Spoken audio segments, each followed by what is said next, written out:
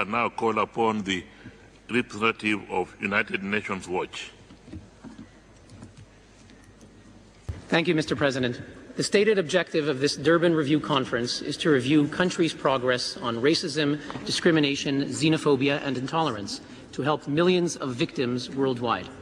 Today, after the conference outcome document has been adopted, we ask, did the conference live up to its promise? Did it help millions of victims worldwide? To answer that question, we need to listen to the victims. We did exactly that on Sunday, across the street from here, when more than 500 human rights victims, scholars and activists assembled at the Geneva Summit for Human Rights, Tolerance and Democracy.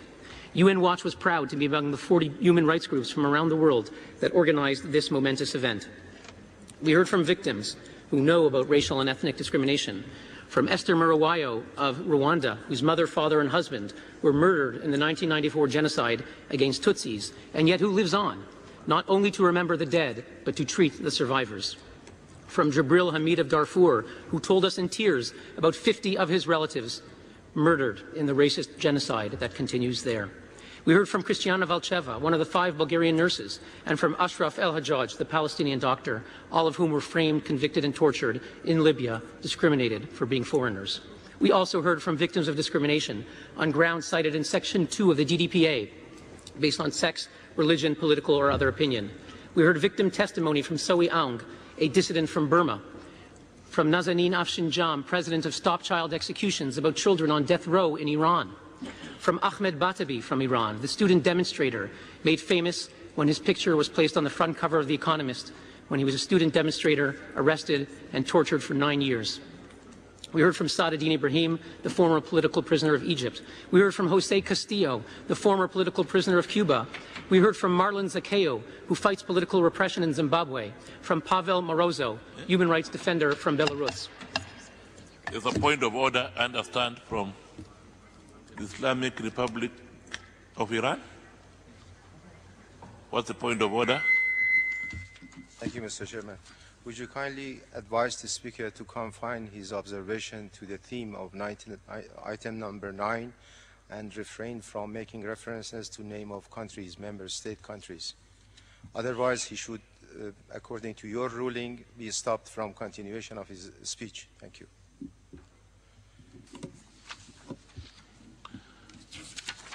May I ask the concerned NGO speaker to take into account the remarks made by the delegation of the Islamic Republic of Iran and stick to the subject under discussion, namely the issues arising from the objectives of the review conference. You may continue. Thank you, Mr. Chair. I shall take into account the objectives of this review conference. Indeed, in my hands, I hold the outcome of this conference. And to the distinguished delegates in this hall, I ask, why does it ignore all of the situations represented by these victims?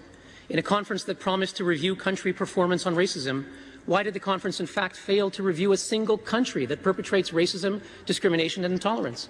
Why did the conference fail to review a single abuser? Why is it silent on women facing systematic discrimination in Saudi Arabia? Why is it silent on gays persecuted in Iran, on ethnic repression in Tibet? Why is it silent on black Africans being raped and slaughtered by racist Sudan? Has this conference really helped millions of victims worldwide?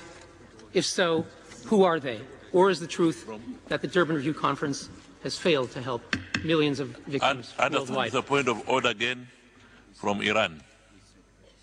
Islamic Republic of Iran. Yes, thank you, Mr. Chair. I don't think that I would need to repeat my proposal. I would ask you to kindly pronounce the Speaker out of order and stop him from continuation of his statement. I thank you.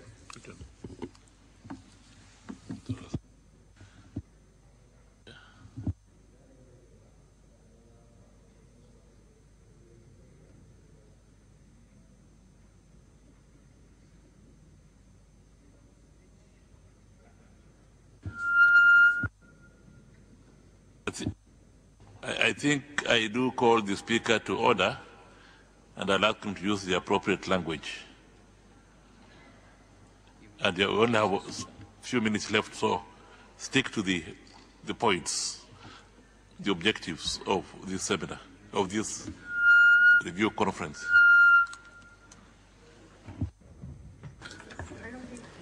Mr. President, I shall conclude merely with one question. Is not the objective of this conference to help victims? Thank you, Mr. Chairman.